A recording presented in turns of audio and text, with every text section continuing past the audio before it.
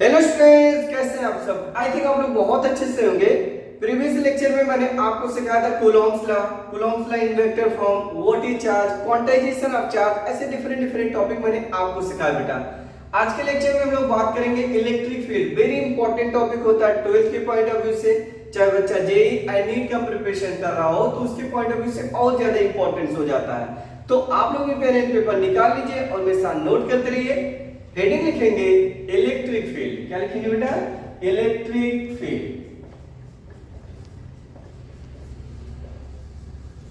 Electric field. तो सबसे पहले हम लोग ये समझेंगे कि फील्ड क्या होता है। जैसे हर एक चीज का अपना फील्ड होता है। जैसे आप होगे तो आप जिस एरिया में रहते हो, जिस मोहल्ले में रहते हो या जिस कॉलोनी में रहते हो, वहां के लोग आपको जानते हैं। इसका मतलब वो आपका फील्ड है, आपका वो एरिया हो गया, राइट। तो जैसे आप एक डेली लाइफ का एग्जांपल समझिए। जैसे हम लोग रूम में इंटर करते हैं तो रूम में इंटर करते ही हम लोग यहाँ का टेम्परेचर फील करते हैं कि टेम्परेचर रूम का क्या है, राइट। तो अगर हम थर्मोमीटर से मेजर करते हैं यहाँ का टेम्परेचर, यहाँ का टेम्परेचर, यहाँ का टेम्परेचर, तो हर एक जगह का टेम्परेचर हमें पता चल जाएगा अपने आसपास का, राइट।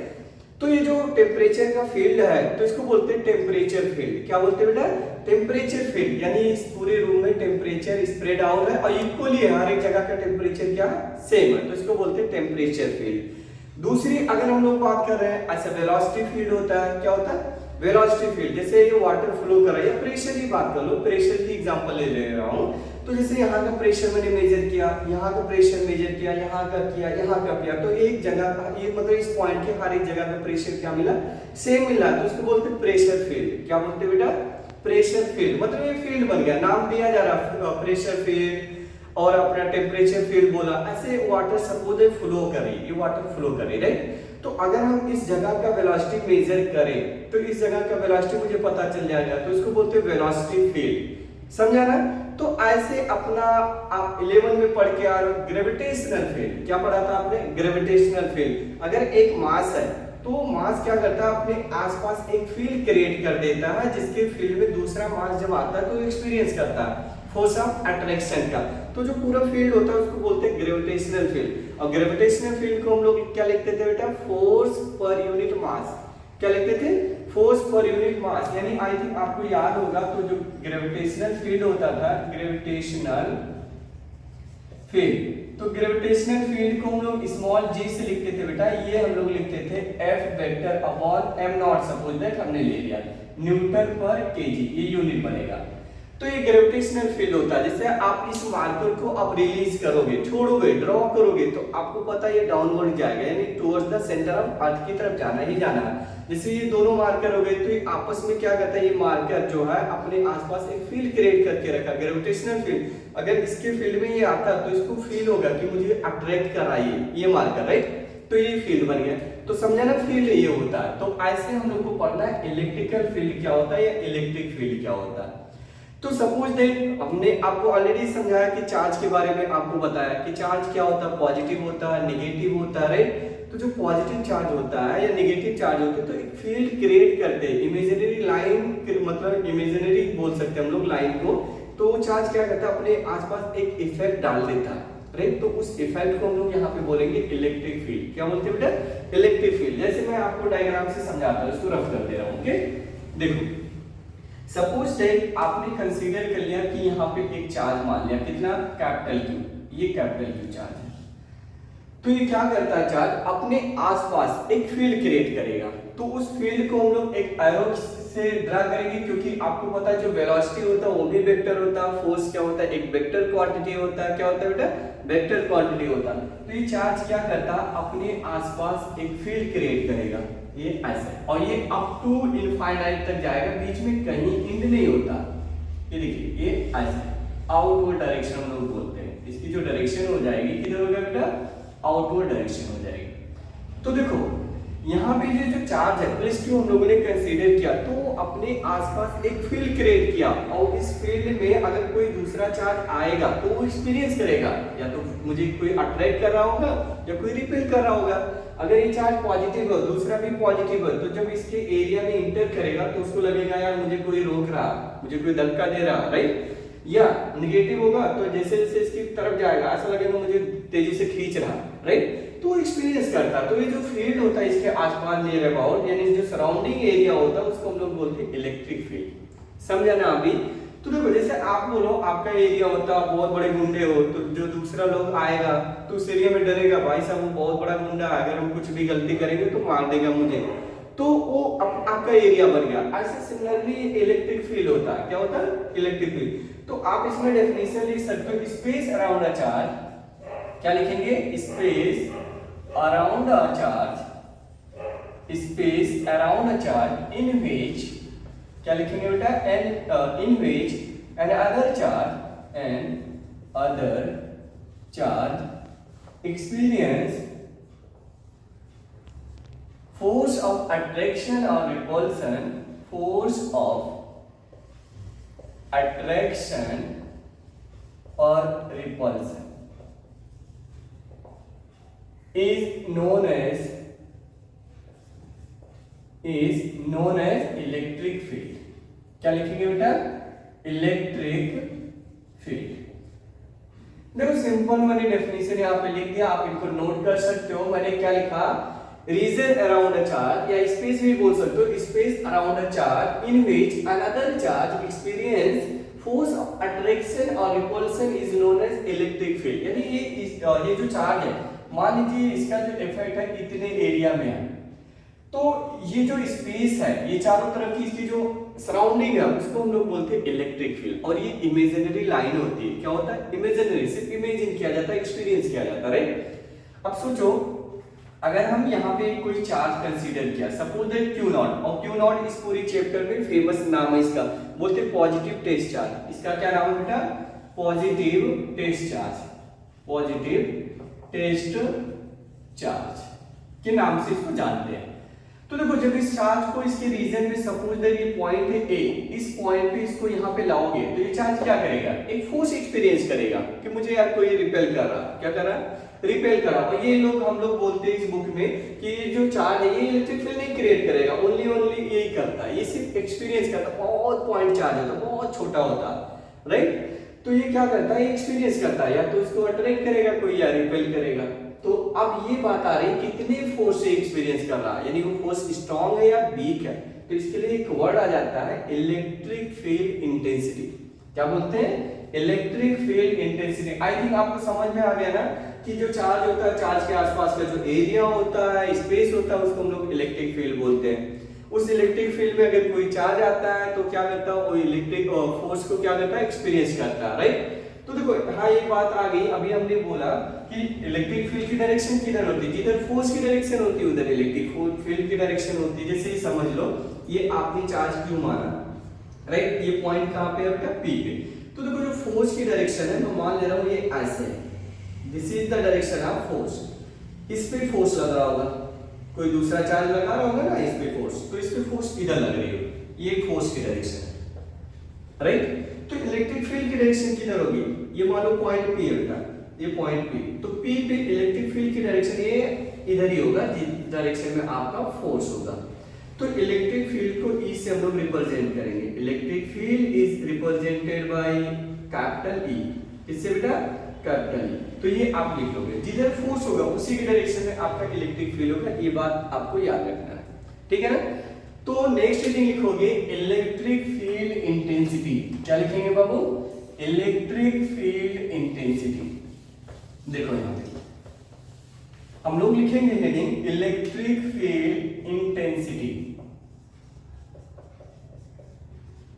या इसी को हम लोग बोलते हैं बेटा स्ट्रेंथ, और रिप्रेजेंट किससे करते हैं? कैपिटल E से, ठीक है ना? तो इलेक्ट्रिक फील्ड इंटेंसिटी क्या होता है? जैसे आपने बोला कि भाई चार्ज उसकी रीजन में जा रहा है, तो हो सकता है उसको तेजी से अट्रैक्ट कर ले, हो सकता है धीरे धीरे इसको अट्रैक्ट कर रहा हो।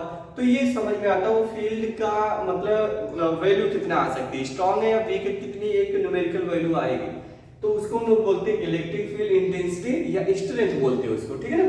तो देखो इसका जो डेफिनेशन होता है, अगर हम लोग बात करें इलेक्ट्रिक फील्ड इंटेंसिटी, अगर हेडिंग लिखा है तो हम लोग यहां लिखते हैं capital E is equal to force, क्या चीज? एक्सपीरियंस पर यूनिट चार्ज, या टेस्ट चार्ज लिख सकते हो आप, टेस्ट चार्ज, ठीक है ना। तो देखो फोर्स कितना एक्सपीरियंस किया, सपोज दैट F उसने एक्सपीरियंस किया, कितना फोर्स F एक्सपीरियंस कर लिया, और कौन सा चार्ज किया था Q नॉट, उसी को हम लोग बोलते हैं बेटा इलेक्ट्रिक फील्ड इंटेंसिटी। क्या बोलते हैं, इलेक्ट्रिक फील्ड इंटेंसिटी बोलेंगे। यूनिट की बात करेंगे तो यूनिट हो जाएगा बेटा newton per coulomb, newton per coulomb. देखो न्यूटन और per coulomb, it is a vector quantity, अभी ऑलरेडी मैंने बोला, तो आप ये भी लिख लो, it is a vector quantity. तो इसको वेक्टर क्वांटिटी, या इसका अदर एक यूनिट आगे चल के आप नेक्स्ट चैप्टर में सीखोगे, वोल्ट पर मीटर भी होता है बेटा। क्या होता है, वोल्ट पर मीटर, एक और यूनिट हो जाएगा वोल्ट पर मीटर। तो it is a vector quantity, ये आपको लर्न करके रखना। अब कोई पूछे इलेक्ट्रिक फील्ड की डायरेक्शन क्या होगा, तो आप क्या बोलोगे, सर जिस डायरेक्शन में आपका फोर्स होगा उसी के डायरेक्शन में आपका इलेक्ट्रिक फील्ड होगा, इतना आपको बोलना, ठीक है ना। तो ये पॉइंट आपको लर्न करके रखना। बट प्रैक्टिकली देखा जाए तो ये 100% करेक्ट नहीं है, इतना अच्छा ये वैल्यू नहीं है। तो इसको और साइंटिफिकली अगर हम बात करें तो इसको और एक्यूरेट किया जाता है। एक्यूरेट ये किया जाता है, अगर उस फील्ड को अच्छे से एक्सपीरियंस करना, तो ये जो चार्ज इसकी वैल्यू और स्मॉल होनी चाहिए। जो आपने ले लिया है उसकी वैल्यू जितना स्मॉल करोगे उतना इसके आसपास जा सकता है। देखो जैसे ये चार्ज है, इसकी वैल्यू एक न्यूमेरिकल सर्टेन वैल्यू लिया, इतना तक जा गया, लेकिन अगर और छोटा लिया तो और पास जाएगा, और छोटा और पास, तो ये इसके बारे में और अच्छे से एक्सपीरियंस कर पाएगा, नॉलेज ले पाएगा, ठीक है। तो इसलिए मैथमेटिकली इनको क्या लिखा जाता है बेटा, ये चीज याद रखना आपको, E vector is equal to, यहाँ लगाया जाता है limit Q not tending to 0। क्या लिखा बेटा, limit Q not tends to 0। तो और यहाँ पे लिखा आपने F अपॉन Q नॉट, ये अभी करेक्ट है 100%। अगर हम करेक्ट की बात करें तो ये वैल्यू लिखा जाता है। आपके एमसीक्यू में एक क्वेश्चन आ चुका, which is more accurate, this and this, कौन सा होगा, तो आपको आंसर में ये टिक करना पड़ेगा, ये प्रॉपर आंसर देगा F vector upon Q not, this is correct. Clear है, तो ये चीज आप नोट करके रखो, ठीक है। अब दूसरा हेडिंग लिखोगे electric field due to point charge.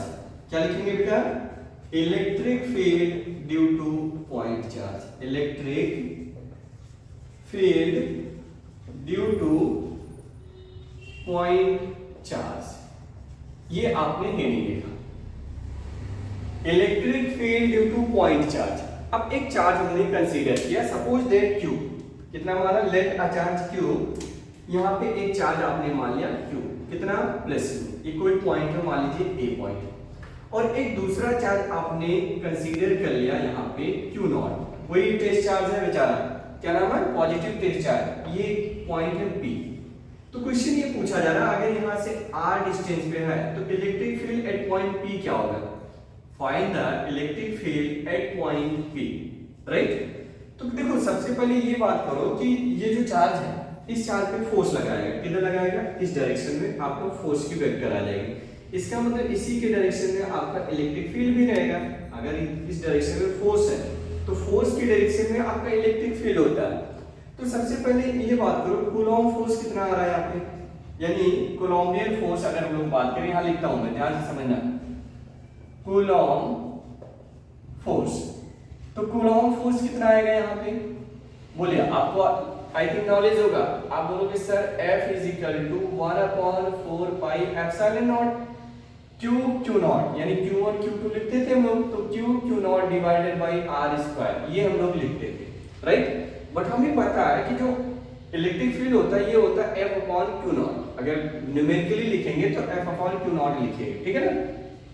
Therefore आपको ये पता है कि E की वैल्यू ओनली न्यूमेरिकल लिख रहा हूं बेटा, आप लिखते हैं F अपॉन Q नॉट, यानी एक्सपीरियंस फोर्स पर unit charge, test charge. F की वैल्यू ये पुट कर लो यहाँ पे 1/4 pi epsilon not Q not divided by R square, already नीचे था Q नॉट, तो Q नॉट कैंसिल हो जाएगा। तो जो इलेक्ट्रिक फील्ड आ रहा है ये आ रहा है 1/4 pi epsilon not Q upon R square.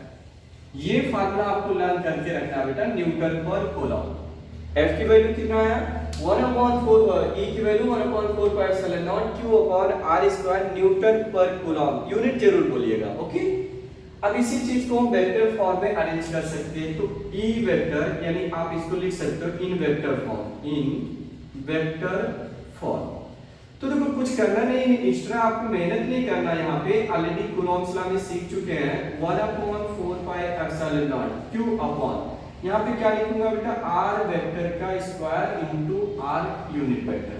ये चीज देखो, ये वेक्टर में कन्वर्ट कर लिया हमने, राइट। या इसी को आप ऐसा लिखते थे, अगर याद होगा, E vector is equal to 1/4πε0 q upon, क्या लिखते थे बेटा, vector r cube and r vector unit newton per coulomb.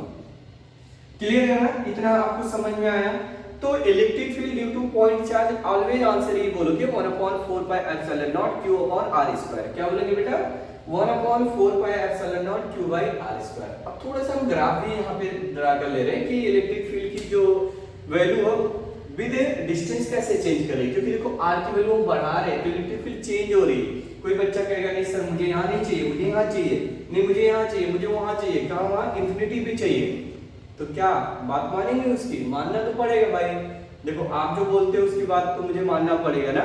तो चीज करते हैं हम लोग, आइए समझते हैं। तो यहाँ पे सबसे पहले हम ग्राफ की बात करते हैं, इलेक्ट्रिक फील्ड वर्सेस क्या चाहिए, पोजीशन। तो हम ग्राफ यहाँ ड्रा करने जा रहे हैं, ग्राफ, वो भी किसके बीच, इलेक्ट्रिक फील्ड वर्सेस पोजीशन यानी r के बीच। तो देखो इधर हमने बनाया, इधर बनाया r और इधर हम लोगों ने बना लिया इलेक्ट्रिक फील्ड, ठीक है। तो यहाँ पे आप मुझे बताओ, अगर हम लोग बात करें, ये ओरिजिन होगा, r की वैल्यू जैसे जैसे हम दूर जा रहे हैं, तो यहाँ पे ये समझ में आ रहा होगा आपको कि जो E है inversely proportional to r square है, inversely proportional to r square. तो r की वैल्यू जैसे जैसे बढ़ रही है तो E की वैल्यू बहुत तेजी से कम होती जा रही है। तो जो ग्राफ बनाओगे तो ये बनेगा आपका रेक्टेंगुलर हाइपरबोला। क्या बनेगा बेटा, रेक्टेंगुलर हाइपरबोला, ऐसा ग्राफ मिलेगा आपको। क्लियर है, तो ये ग्राफ आपको लर्न होना चाहिए बेटा, रेक्टेंगुलर हाइपरबोला यानी E inversely proportional to 1/r square का ये ग्राफ हो गया। तो r जैसे जैसे बढ़ेगा E की वैल्यू धीरे धीरे कम होती चली जाएगी। जैसे r की वैल्यू 1 लिया तो इलेक्ट्रिक फील्ड 1 आ गया, मतलब E आ गया, r की वैल्यू 2 रखा तो कितना आ जाएगा, 1/4 हो जाएगा। E की वैल्यू 3 रखेंगे तो 1/9 हो जाएगा, 4 रखेंगे तो 1/16 हो जाएगा। बहुत तेजी से फॉल करते जा रहा है इलेक्ट्रिक फील्ड। तो ये ग्राफ आपको लर्न करके रखना होगा। सेकंड बात हम लोग इसमें ये बात करते हैं प्रिंसिपल ऑफ सुपरपोजिशन। इसका मतलब electric field due to n number of charge, इसी को बोलते हैं multiple charge, force due to यानी electric field due to multiple charge. तो हेडिंग लिखते हैं, देखो प्रॉपर आपके बोर्ड्स के एंड जेईई का जितना भी पोर्शन होता है हम डिक्टो पॉइंट टू पॉइंट आपको सिखाते जा रहे हैं, राइट। कोई भी पॉइंट मैं स्किप नहीं करने वाला, ठीक है ना। तो नेक्स्ट हेडिंग लिखोगे आप electric field intensity due to multiple charge, electric field intensity due to multiple charge. इसी को हम लोग क्या बोलते हैं, अगर याद होगा बेटा, तो इसी को हम लोग बोलते हैं सुपरपोजिशन प्रिंसिपल, सुपरपोजिशन प्रिंसिपल।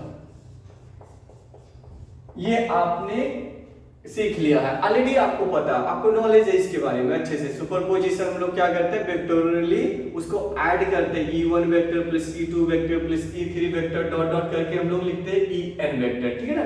तो देखो सपोज दैट आपने कंसीडर किया यहाँ पे, अगर हम सिस्टम बना रहे हैं तो मान लेते हैं लेट चार्ज लिख लो आप, Q1 Q2 Q3 सबको मान लो प्लस प्लस है, कॉमा लगाते जाइए, a plus Q1 comma plus Q2 comma plus Q3 dot dot dot Qn and its position vector क्या लिखोगे बेटा, R1 R2 dot dot dot Rn।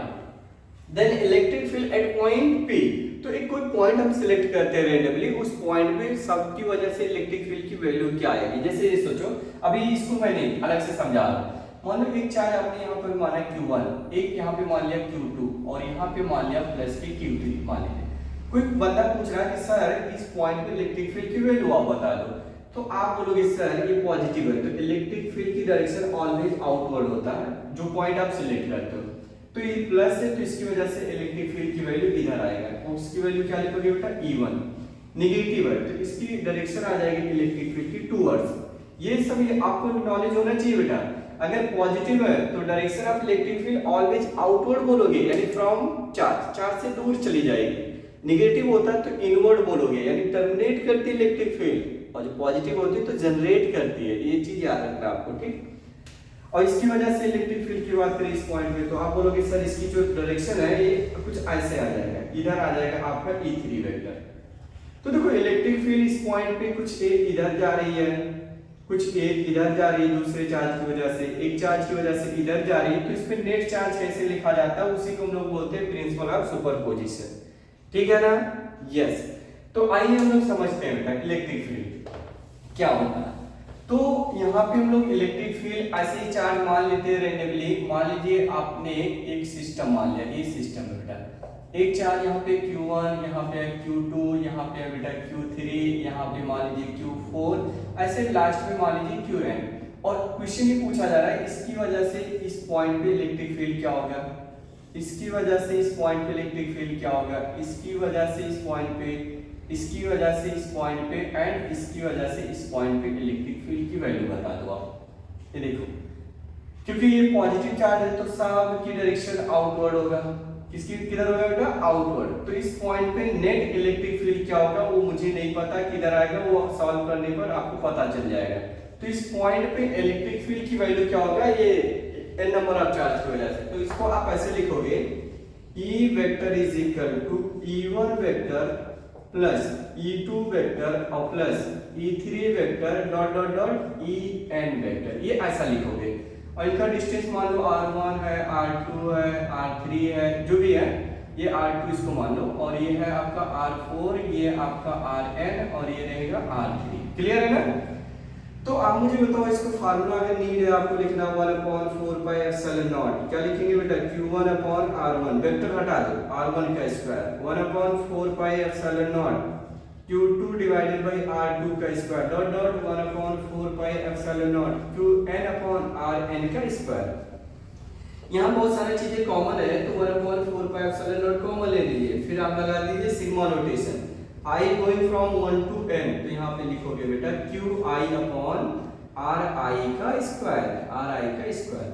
तो नेट इलेक्ट्रिक फील्ड ऐसा आप लिख सकते हो बेटा सिग्मा नोटेशन का यूज करके। इसी को हम लोग बोलते हैं क्या चीज, प्रिंसिपल ऑफ सुपरपोजिशन। क्या नाम देंगे, principle of superposition. I hope आपको समझ में आ गया होगा, क्योंकि नॉर्मल चीजें कुछ नया नहीं पढ़ रहे हैं, क्योंकि ऑलरेडी मैंने कूलॉम्स लॉ में इसको बहुत बेहतरीन तरीके से सिखाया। अगर आपने नहीं सीखा तो जा करके वीडियो देख के आइए, तो इसको बहुत अच्छे से समझ में आ जाएगा, ठीक है ना। तो आइए इसको परफेक्ट करने के लिए हम इससे रिलेटेड आपको कुछ एग्जांपल बेहतरीन करा देता हूँ, ताकि ये परफेक्ट हो जाए, क्योंकि इसके आगे की स्टोरी बहुत खतरनाक होने वाली है। तो पहले इनको समझना अच्छे से, फिर मैं गारंटी लेता हूँ वो आपके लिए इजी हो जाएगा। अगर ये आपको समझने में टफ हो रही तो आगे भी बहुत ज्यादा हार्ड होने वाली है सीन, क्योंकि वहां पे हम कंटिन्यूअस बॉडी की बात करेंगे। ओके, तो चलिए हम लोग स्टार्ट करते हैं क्वेश्चन नंबर 1 से। तो देखो बेटा, हम यहाँ पे एग्जांपल लेते हैं, फिर सॉल्व करते हैं, फिर आपको तरीका बताते हैं कि कैसे सॉल्व किया जाएगा। सपोज दैट आपने एक ट्रायंगल ले लिया, एग्जांपल नंबर 1, ये ट्रायंगल, ये ऐसा माना आपने ट्रायंगल, इक्विलैटरल ट्रायंगल बेटा। इस पे चार्ज आपने ले लिया +q और दूसरे पे आपने चार्ज ले लिया -q। सबका साइड का लेंथ है बेटा L एंड L। क्वेश्चन ये पूछा जा रहा है find electric field at point P। Find electric field at point P। P भी कितना होगा इलेक्ट्रिक फील्ड, ठीक है ना। तो देखो ये नेचर में नेगेटिव है, ये चार्ज कैसा बेटा नेगेटिव, और ये कैसा पॉजिटिव। तो देखो इसकी वजह से direction of electric field towards होगा। तो देखो प्रॉपर डायरेक्शन बनाते रहिए आप। तो इसको मान लीजिए E1, ये भी पॉजिटिव है, तो इसकी वजह से अवे फ्रॉम चार्ज होता, तो टूवर्ड्स नहीं होगा, ये इससे अवे होगा, ये चीज याद रखिएगा, अवे फ्रॉम चार्ज। तो इसकी डायरेक्शन आ गया E2 इधर। तो आप मुझे बताओ बेटा इनके बीच का एंगल कितना बनेगा, क्योंकि ये 60 है, ये भी 60 है, तो ये भी 60 है, तो ये हो जाएगा 120। कितना बनेगा 120, ये डिग्री बन जाएगा। तो इलेक्ट्रिक फील्ड E1 की वैल्यू की अगर हम लोग बात करें तो E1 आप बोलोगे sir 1/4 pi epsilon not Q upon क्या चीज L स्क्वायर। ये sir no 1/4 pi epsilon not Q upon R square. तो ये डिस्टेंस कितना है L है, तो L लिख देंगे। एंड E2 जो है E2 लिखोगे 1/4 pi epsilon not Q upon L square. तो न्यूमेरिकली अगर देखा जाए तो E1 एंड E2 दोनों क्या है सेम है। E1 एंड E2 क्या बेटा सेम है, इसको जनरली E बोल दो आप, तो दोनों तो सेम दिख रहा मुझे। लेकिन सॉल्व तो कैसे करेंगे, अब बताओ इनका रिजल्टेंट कुछ ये ऐसे आएगा कि नहीं आएगा। आप कंपोनेंट बना के भी सॉल्व कर सकते हो बेटा, कंपोनेंट रूल भी है, कंपोनेंट बना के आप सॉल्व कर सकते हो। तो देखो इनका जो रिजल्टेंट आएगा, देखो इसके पैरेलल आप ऐसे ड्रा करोगे, ऐसा ड्रा करोगे, तो आपको देखो इसके पैरेलल आप ड्रा करेंगे तो कुछ ऐसे जाएगा, इसके पैरेलल ड्रा करोगे तो कुछ ऐसे बनेगा, देखो बनेगा ना। तो ई नेट की वैल्यू इधर आएगी। अब ये कैसे निकाला जाता है आपको पता होगा, E net is equal to root over जैसे A square plus B square plus 2ab cos theta, vector addition resultant of two vector का फार्मूला यही होता है, under root A square plus B square plus 2ab cos theta. तो वही तो लगाना पड़ रहा है यहाँ पे, हम लगाएंगे। तो देखो ई नेट, तो आप देखोगे sir E1 square plus E2 square plus 2E1 and E2 into cos कितना 120 यानी 120। तो देखो ये सबके सब सेम है, तो इसको ई नेट लिख के चलो ताकि आपको समझने में दिक्कत ना आए। तो देखो ये सब सेम है, इसको हमने ई मान लिया, तो E square plus E square हो जाएगा 2e स्क्वायर और प्लस देखो 2e स्क्वायर। अब बोलोगे सर ये माइनस क्यों लिखा, क्योंकि cos 180 की वैल्यू को सॉरी 120 की वैल्यू होता है -1/2, तो माइनस यहाँ आ जाएगा, माइनस आगे लिख दिया इंटू 1/2। तो यहाँ से आप देखो ये 2 और ये 2 कैंसिल हो जाएगा, तो अंडर रूट के अंदर 2e square minus e square, तो ओनली एन e स्क्वायर आया। तो e स्क्वायर की वैल्यू कितना है e, और e की वैल्यू है 1/4 pi epsilon not q upon l square newton per coulomb. That is correct answer, ये इसका आंसर हो गया, ठीक है ना। अब देखो एक एससी वर्मा में एग्जांपल दे रखा, उसने एग्जांपल दिया बेटा, एग्जांपल नंबर 2 एससी वर्मा में उन्होंने क्या दिया कि ये नहीं बोला कि इक्विलैटरल ट्रायंगल है, ध्यान से समझना, इक्विलैटरल ट्रायंगल नहीं आइसोसेलेस ट्रायंगल है। क्या आइसोसेलेस ट्रायंगल, उसने क्या किया यहाँ पे बेटा एक चार्ज रखा, चार्ज की वैल्यू मैं लिख के आपको देता हूँ 10 माइक्रोकूलम एंड -10 माइक्रोकूलम। ये है 10 माइक्रोकूलम और एक है -10 माइक्रोकूलम, और इनके बीच की जो डिस्टेंस है बेटा 10 सेंटीमीटर है, और ये यहाँ का जो डिस्टेंस है ये भी दे रखा उसने कितना 12 सेंटीमीटर, कितना 12 सेंटीमीटर। ये बाइसेक्टर है, ऐसा मत देखना कि कम ज्यादा दिख रहा हम लोगों को, ऐसा नहीं है, प्रॉपर है बेटा, ये ऐसा, ये है -10 माइक्रोकूलम। तो क्वेश्चन ये पूछा जा रहा है find electric field at point P, इस जगह पे इलेक्ट्रिक फील्ड की वैल्यू क्या आएगी बताइए आप लोग। तो देखो आप बोलोगे सर ये नेगेटिव है तो इसकी वजह से डायरेक्शन ऑफ इलेक्ट्रिक फील्ड तो इधर आएगा, बिल्कुल सही है, इधर ही आएगा E1, और इसकी वजह से ये इधर जाएगा कितना E2। तो आप मुझे बताओ ये नेट ई नेट कितना आएगा, ई नेट कितना आएगा बेटा, आप इससे सॉल्व कर सकते हो कि नहीं सॉल्व कर सकते हो, कर सकते हो, बट मैं ये मान ले रहा हूँ, मैं मान लेता हूँ ये एंगल थीटा, ये कितना थीटा, तो बाई ज्योमेट्री अगर हम बात करते हैं थीटा और ये परपेंडिकुलर 90 माइनस थीटा, तो ये भी कितना हो जाएगा बेटा थीटा। सिमिलरली थीटा थीटा तो 90 माइनस ये कितना आएगा आपका, ये भी थीटा हो जाएगा। देखो ये थीटा हो गया, ये 90 माइनस थीटा मतलब 90 हो गया, और ये कितना हो गया 90 माइनस थीटा, 90 माइनस थीटा, तो और ये ऐड करोगे बाई ज्योमेट्री तो ये भी थीटा आ जाएगा। तो आप मुझे बताओ ई नेट कितना लिख सकते हैं हम लोग, एक तो कंपोनेंट बनाने का भी रूल है कि E1 cos थीटा और प्लस E2 cos थीटा, ये भी लिखा जा सकता है E1 cos theta plus E2 cos theta. अब मुझे एक चीज आप बताओ, ये डिस्टेंस 10 है पूरा और ये 12 है, तो ये कितना आएगा, ये वाला गैप कितना आएगा, पाइथागोरस लगा के सॉल्व कर लो। अगर हम लोग पाइथागोरस लगाते बेटा तो ये वाला डिस्टेंस मान लीजिए 5 बनेगा, देखो बाइसेक्टर है ना तो 5 हो जाएगा, ये 12 है, तो आई थिंक 5 का स्क्वायर ये आ जाएगा L मान लेता हूँ, ये 13 सेंटीमीटर आ रहा है। देखो अंडर रूट 12 का स्क्वायर एंड 5 का स्क्वायर तो 12 का 144 और 5 का होता 25, तो अंडर रूट 169 आया, तो 169 की वैल्यू कितना होता 13 होता, ये आ जाएगा। तो इलेक्ट्रिक फील्ड E की वैल्यू कितना लिखेंगे 1/4 pi epsilon not Q upon L square, okay ना, इनटू cos थीटा आएगा 5/13, कितना आएगा बेटा 5/13। सिमिलरली ये भी ऐड हो रहा है क्योंकि दोनों सेम डायरेक्शन में है, तो यहाँ पे भी लिखोगे 1/4 pi epsilon not Q upon L square into 5/13, समझा ना। 1/4 पाई एप्सिलॉन नॉट की वैल्यू ये दोनों सेम है तो इसको 2 टाइम्स लिख लो, 2 टाइम्स 9 इनटू 10⁻⁹, माइनस नहीं होता प्लस होता, 9 इनटू 10⁻⁹। Q की वैल्यू बेटा 10 इनटू 10⁻⁻6 माइक्रोकूलम हो गया, और नीचे है बेटा L स्क्वायर, और L की वैल्यू दिया सेंटीमीटर, तो 13 है तो 13 इनटू 10⁻⁴, या ऐसे लिखो -2 और इसका स्क्वायर कर लो, ठीक है ना। तो आप सॉल्व करोगे तो कितना आ जाएगा, देखो 9 2 जा 18, तो ये आ गया 18 इनटू 10⁻10 यानी 10⁻4 आया, डिवाइडेड बाय 169 इनटू 10⁻⁻4, तो ये ऊपर लेके जाओगे तो आ जाएगा 18/169 इनटू 10⁸।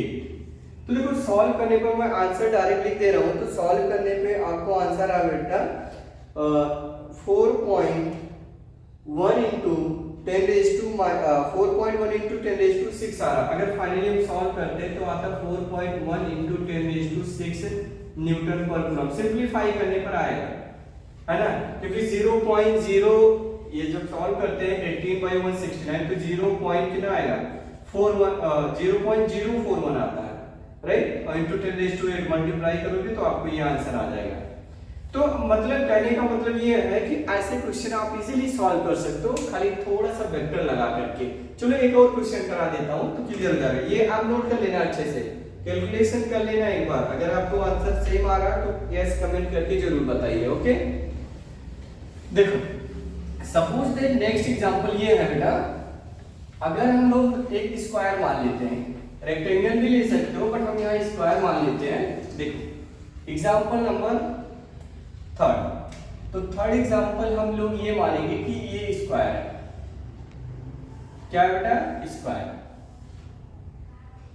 यहां पे उसने चार्ज रखा +q, यहां पे भी उसने रखा +q, यहां पे रखा +q। अब क्वेश्चन पूछा जा रहा है, इसको नाम दे दो आप A B C। तो क्वेश्चन पूछा जा रहा है D पे इलेक्ट्रिक फील्ड की वैल्यू क्या होगा D पे। तो आप सोचो जरा, अगर साइड L L L मान रहे हो आप, क्योंकि स्क्वायर माना, तो इसकी वजह से direction of electric field D पे किधर होगा, अवे फ्रॉम पॉइंट, यानी इधर होगा, इसकी वजह से ये इधर होगा, और इसकी वजह से भी तो इलेक्ट्रिक फील्ड इधर होगा, यस और नो, यस। तो इधर का जो इलेक्ट्रिक फील्ड आएगा E1 1/4 pi epsilon not Q upon L square. Similarly यहाँ पे जो आएगा 1/4 pi epsilon not Q by L square, ये लिखेंगे हम लोग। और थर्ड का डिस्टेंस कितना, अगर ये L है और ये भी L है तो पाइथागोरस से ये आता है बेटा L√2, कितना आएगा L√2। तो E3 की जो वैल्यू आ रही है 1/4 pi epsilon not Q by, इसका स्क्वायर करोगे तो 2L स्क्वायर आएगा, कितना आएगा 2L स्क्वायर। लेकिन सोचो जरा, यहाँ पे E1 एंड E2 एक दूसरे के परपेंडिकुलर है, E1 एंड E2 क्या है, एक दूसरे के परपेंडिकुलर है। तो यहाँ सबसे पहले इन दोनों का रिजल्टेंट निकालेंगे, इन दोनों को क्या करेंगे रिजल्टेंट, और वो भी रिजल्टेंट आएगा किसकी डायरेक्शन में, E3 के डायरेक्शन में। तो इनका E1 एंड E2 का जो रिजल्टेंट आ रहा है उसको मैंने बोल दिया E डैश, रूट ओवर दोनों सेम है तो आप लिख सकते हो बेटा E1 स्क्वायर और प्लस E2 स्क्वायर और into cos 2E1 into cos 90, और cos 90 0 होता है तो उसको हटा दो, टेंशन मत लो। तो ये आ जाएगा, दोनों सेम है तो 2 टाइम्स ये रूट में आएगा, मतलब E√2 कितना आएगा बेटा, देखो दोनों सेम है तो E स्क्वायर का रूट कितना होता है, E बाहर हो गया और ये 2 आ जाएगा, और E की वैल्यू ये है A 1/4 pi epsilon not Q by L square into √2, ये आ गया हमारा E डैश। तो जो फाइनल आंसर है रिक्वायर्ड का, यानी E नेट, हमें टोटल आंसर चाहिए, तो सर ये इसी में ऐड होगा, मतलब E डैश जो निकाला आपने और E3 दोनों सेम डायरेक्शन में है, तो दोनों वैल्यू ऐड हो जाएगा। तो इसकी वैल्यू ये लिख लो आप 1/4 pi epsilon not q by l square into root 2 और प्लस के 1/4 pi epsilon not q by क्या चीज है बेटा 2l स्क्वायर। तो यहाँ से बहुत सारा चीजें कॉमन ले लो, तो q/4 pi epsilon not l square common है, ब्रैकेट में आ जाएगा रूट 2 और अपॉन में 1/2, ये ई नेट की वैल्यू आया। तो मतलब कहने का ये है कि आप इस टाइप से क्वेश्चन इजीली आप सॉल्व कर सकते हो, इसमें कोई टेंशन लेने वाली बात नहीं है। आप इनको नोट कर लो अच्छे से। ऐसे बहुत सारे क्वेश्चन आता हो सकता है आप माइनस कर ले, यहाँ प्लस कर ले, यहाँ माइनस कर ले, तो आपको डायरेक्शन देना कि पॉजिटिव होगा तो अवे फ्रॉम पॉइंट, नेगेटिव होगा तो टूवर्ड्स बोल देना, बस इतनी बात, ठीक है ना। तो नोट करके रखो। अब देखो एग्जांपल नंबर हम 4 जो लेंगे बहुत ही मजेदार है, बहुत ही इंपॉर्टेंट है वो। देखो एग्जांपल नंबर 4, तो एग्जांपल 4 ये बोला कि अगर हम 2 चार्ज मानते हैं, मान लीजिए एक चार्ज आपने यहाँ पे कंसीडर किया प्लस के q1 और एक चार्ज यहाँ पे मान लिया प्लस के q2 और इनके बीच का जो डिस्टेंस है बेटा कैपिटल L आपने मान लिया। क्वेश्चन ये पूछा जा रहा है कि find the point between two charge where electric field is zero. कह रहा है इनके बीच कहीं पे कहीं इलेक्ट्रिक फील्ड जीरो होगा, वो पॉइंट को सर्च करो आप लोग। क्वेश्चन समझिएगा, बहुत क्वेश्चन पूछते हैं आपके एग्जाम में। यस, तो where electric field is zero between two charge q1 and q2, कहां जीरो होगा हमें तो नहीं पता, तो हम मान लेते हैं कि बेटा यहां कहीं जीरो होगा। ये पॉइंट को आप मान लो P, इस पॉइंट पे इलेक्ट्रिक फील्ड की वैल्यू जीरो होगा। तो सोचो जरा ये पॉजिटिव है तो इसकी वजह से इलेक्ट्रिक फील्ड इस पॉइंट पे अवे होगा, मतलब इस डायरेक्शन में होगा। इसको आप बोल दो E2, ये है तो इसकी वजह से अवे फ्रॉम चार्ज, तो इधर आ जाएगा E1। तो ये देखो अगर इन केस ये दोनों इक्वल है तो नेट इलेक्ट्रिक फील्ड इस पॉइंट पे कितना आ रहा है, कितना आएगा बेटा जीरो आएगा। लेकिन हमें तो नहीं पता ना कि जीरो आएगा, तो देखो लेकिन उसने बोला है कि EP यानी EP पे इलेक्ट्रिक फील्ड जीरो है। ये तभी पॉसिबल है जब E1 और E2 दोनों की वैल्यू क्या होना चाहिए, सेम। अगर दोनों की वैल्यू सेम है E1 E2 तो 110% इलेक्ट्रिक फील्ड उस जगह पे जीरो होगा। लेकिन ये सोचो यहाँ ये टोटल लेंथ L है तो यहाँ से ये डिस्टेंस कितना मानोगे आप, अगर इसको मान लेते हो आप कि सर ये x है तो उधर का बाकी डिस्टेंस कितना लिखोगे L माइनस x। क्लियर है, ये आपको मान के रखना है, ठीक है ना बेटा। ओके, कोई दिक्कत नहीं, आप इतने समझदार हो, समझ जाते हो बातों को। तो देखो ध्यान से देखिए, E1 की वैल्यू आप लिखोगे 1/4 pi epsilon not q1 divided by x square is equal to 1/4 pi epsilon not q2 divided by l minus x का होल स्क्वायर। तो यहां से ये और ये कैंसिल आउट होते नजर आ रहा है, ठीक है ना।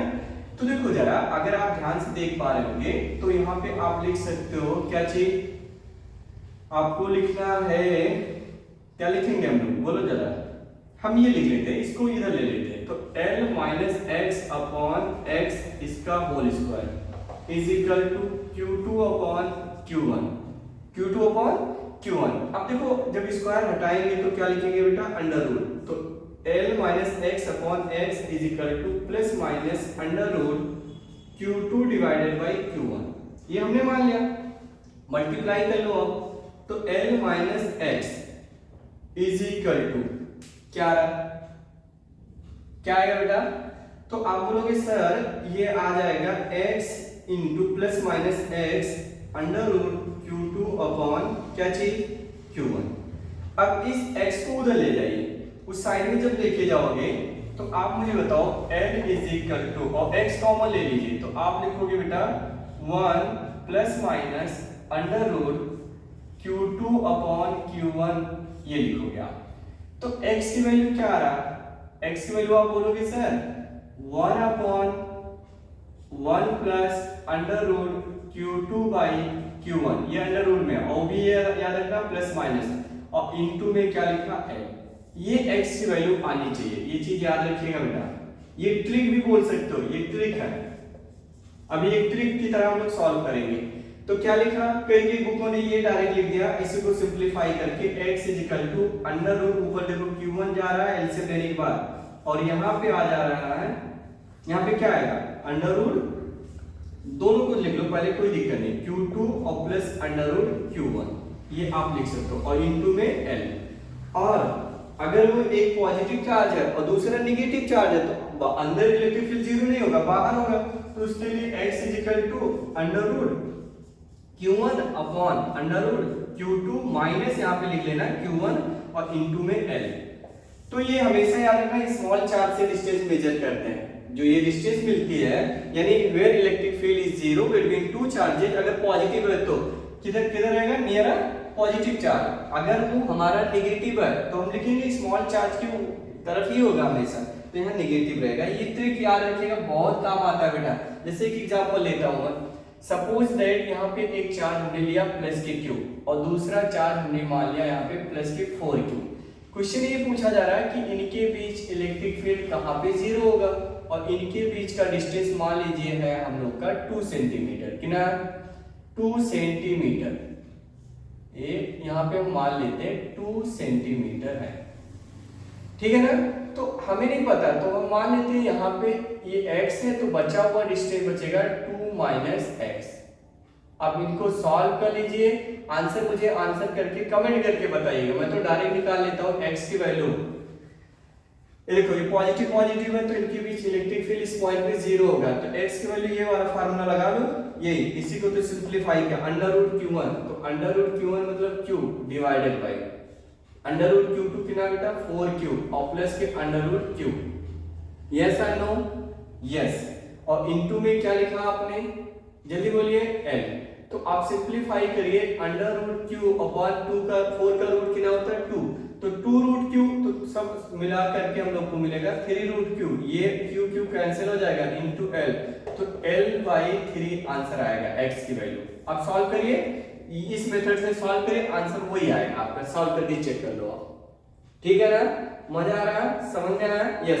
तो यहाँ से अगर डिस्टेंस बना हम लोग का ये आया l/3, तो ये कितना बचेगा 2l/3। ये आपको सॉल्व करके रखना है, ठीक है ना। आप सॉल्व कर लीजिएगा। लेकिन अगर ये निगेटिव होता, बीच में 110% इलेक्ट्रिक फील्ड कहीं ना कहीं जीरो होगा, ये देखो इससे पता चला। लेकिन अगर ये निगेटिव होता, सोचो जरा, अगर हम इसको निगेटिव मान लेते, क्या मान लेते, नेगेटिव। तो जब नेगेटिव आप मानते हैं, सपोज दैट एक को आपने मान लिया प्लस q और दूसरे को मान लिया माइनस के, क्या मान लो, जो भी लिखना हो आप लिख सकते हो। मान लीजिए 9q मान लिया, ये 9q, और इनके बीच का डिस्टेंस वही रखो l। तो 110% इनके बीच इलेक्ट्रिक फील्ड जीरो नहीं हो सकता। सोचो जरा, अगर कोई पॉइंट लेते हो तो इसकी वजह से इधर होगा, और ये नेगेटिव है तो इसकी वजह से भी उसी डायरेक्शन में होगा, तो दो के दोनों ऐड हो जाएंगे, तो अंदर कभी इलेक्ट्रिक फील्ड जीरो नहीं होने वाला है। तो और इधर भी सोचो, अगर हम यहाँ पे कोई पॉइंट लेते हैं नेगेटिव है तो इसकी वजह से इधर, और इसकी वजह से इलेक्ट्रिक फील्ड इधर, और ये डिस्टेंस ज्यादा है तो इलेक्ट्रिक फील्ड कम होगा, और ये नेगेटिव है पास में ही है, तो इधर भी पॉसिबिलिटी कम है जीरो होने का, हो गई नहीं। हमें इधर कोई पॉइंट सर्च करना पड़ेगा। तो मैं मान लेता हूँ कि इस जगह पे इलेक्ट्रिक फील्ड जीरो होगा और इस वैल्यू को x बोल दिया, ठीक है ना।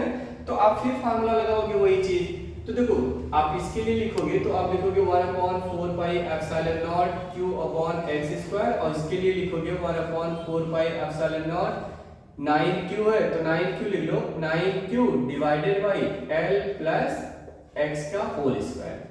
तो ये और ये कैंसिल हो गया, q कैंसिल हो गया, तो 1/x² is equal to 9/l plus x का होल स्क्वायर, राइट। इसको इधर ले जाओ तो l प्लस x/x का whole square is equal to plus minus आ जाएगा 3। तो ये स्क्वायर हटाने के बाद, ठीक है ना। देखो मैंने डायरेक्ट लिख दिया, आपको समझ में आ रहा होगा आई थिंक। तो l plus x is equal to plus minus क्या आ गया 3x, तो l इज इक्वल टू, देखो एक बार प्लस लोगे तो x की वैल्यू, और एक बार प्लस के साइन ले लो तो प्लस के 3x और माइनस के x यानी 2x, तो एक बार x की वैल्यू आ जाएगा l/2, राइट ना। और एक बार अगर माइनस ले रहे हो तो कितना आ रहा है x की वैल्यू माइनस l/4, तो माइनस हम लोग नहीं लेंगे, सिर्फ पॉजिटिव, तो हमारा आंसर ये होना चाहिए था। क्लियर है। इस फार्मूले से आप चेक कर लो तो भी वही आएगा। देखो आपको यहाँ पे रखिए, इसको नोट कर लेना l/2, चेक करता हूँ वापस के, देखो।